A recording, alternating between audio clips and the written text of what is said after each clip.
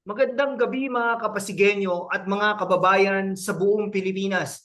Ngayong gabi, umaga o hapon kung nasan man kayo ngayon, isang mainit na tanong ang bubusugin natin ng sagot. Anyari, si Mayor Vico Soto ang poster boy ng good governance laban sa kanyang kalaban na si Sara Diskaya. Sino nga ba ang mas mapagkakatiwalaan? Huwag kang magpapaloko sa mga headline, ha? Dito uungkatin natin ang katotohanan, susuriin ang mga aligasyon at hihimayin ang mga isyong nagpapainit sa politika ng Pasig City. Kaya't maghanda ka na dahil ito ay ilang mga minutong roller coaster ng katotohanan.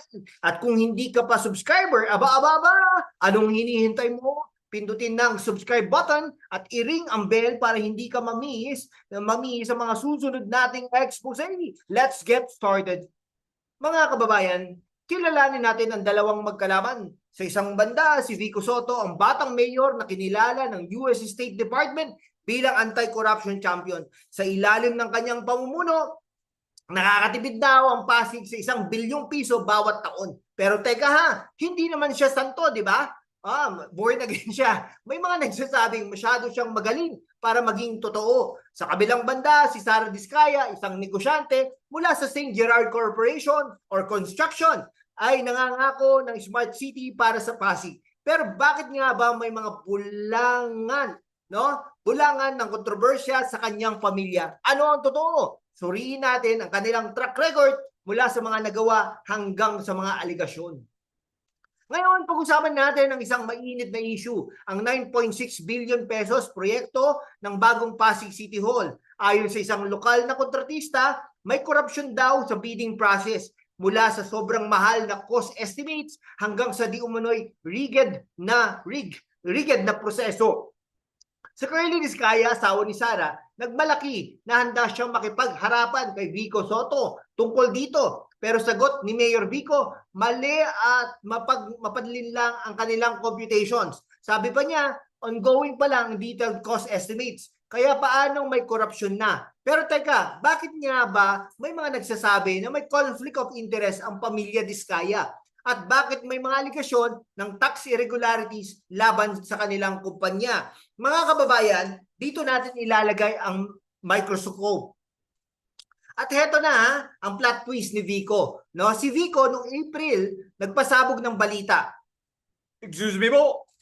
Si Sara Diskaya daw ay gumamit ng British passport ngayong 2025. Anong ibig sabihin nito? Sa batas ng eleksyon sa Pilipinas, ang paggamit ng foreign passport ay maaring maging dahilan ng disqualification. Pero sagot ni Sara, nasa London ako ipinanganak pero Pilipino ako. Ang tanong, may ebidensya ba si Vico? At bakit hindi niya ito isinampa bilang formal na kaso? Samantala, si Curly Diskaya naman, nag-file ng disqualification case laban kay Vico. Pero natalo. Ano ang nangyari?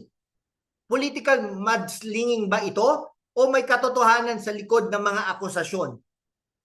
Sa panahon ng social media, ang labanan ay hindi lang sa barangay. Nasa Facebook at threads din May viral video daw ng isang PWD na nagrereklamo laban kay Vico na iniugnay sa kampo ni Diskaya. Pero sabi ni Sara, wala silang control sa content na ginagawa sa kanilang compound. Samantala, may mga Facebook pages na biglang sumulpot. Halos sabay-sabay ang paggawa at puro anti-Vico ang post. Coordinated ba ito? At teka, may fake survey pa na kumalat na sinasabing 60% kay Vico, 40% kay Sara. Pero sabi ng Rappler, peking-peke ito mga kapasigenyo. Paano natin malalaman kung sino ang nagsasabi ng totoo sa gitna ng ingay na ito? Ngayon, oras na para timbangin ang ebidensya. Si Vico Soto, kilala sa kanyang transparency mula sa ugnayan sa Pasig FOI program hanggang sa pag-regularize mga contractual workers.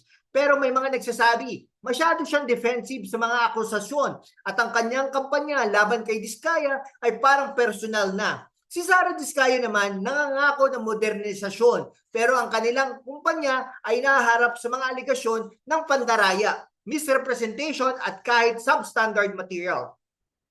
Ano ang mas mahalaga? Ang napatunayang track record o ang pangako ng bagong liderato? At paano natin masisigurado na ang boto natin ay para sa tunay na maglilingkod sa Pasig? Mga kababayan, ang 2025 election ay hindi lang tungkol kung sino ang mananalo, no? Okay? Ito ay tungkol sa kinabukasan ng Pasig. Huwag kang magpadala sa mga fake news o smear campaigns. Suriin ang katotohanan, basahin ang mga dokumento at makinig sa mga dipade. At higit sa lahat, bumoto. Ang kapangyarihan ay nasa kamay natin. At bago ko makalimutan, kung nagustuhan mo ang talakayang ito, pindutin ang subscribe button, i-like ang video, at i-share sa mga kaibigan mo. Kung hindi ka pa subscriber, ano pa hihintay mo? Sumali na sa ating komunidad ng mga matatalinong Pilipino na naghihintay ng katotohanan. Salamat sa inyong panonood at hanggang sa susunod nating expose. Magandang gabi at mag-iingat tayong lahat, mga Kapasigenyo at mga kababayan ko. Salamat!